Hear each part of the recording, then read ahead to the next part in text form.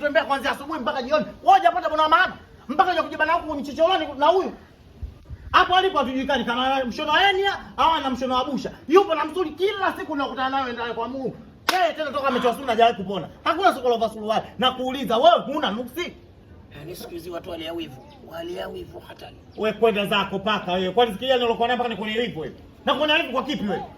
Na kuuliza hapo ulipo na macho manne na kuona uone. Wewe subiri. Ninuseko hapa naongeza siku za kuishi. Wewe shika damu yako wewe. Funika baba hizo. Wewe nenda sikiza nikwambie. Sikiliza nikwambie. Bora kama umekosa kazi katafuta kibao cha nazi, kuna nazi unga mchuzi familia yako apate kupata uloto kwenye magoti kuliko kwenda kumfadhili huyu. Huyu afadhili yako apundaka, ukisika apundaka ndio huyu. Hata kuchezea hata kugeuza kumazama na kuboga pale, hapo bwana maana huna.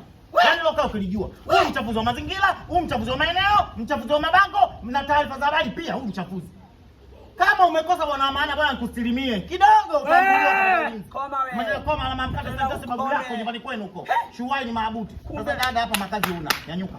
Kwa hiyo Mpemba umeniita hapa mimi ndio nizalilishe na mwenzio, si ndio?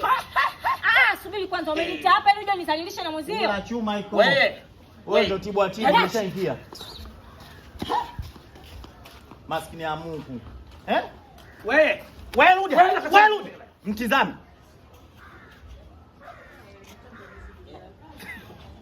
Mnanikata.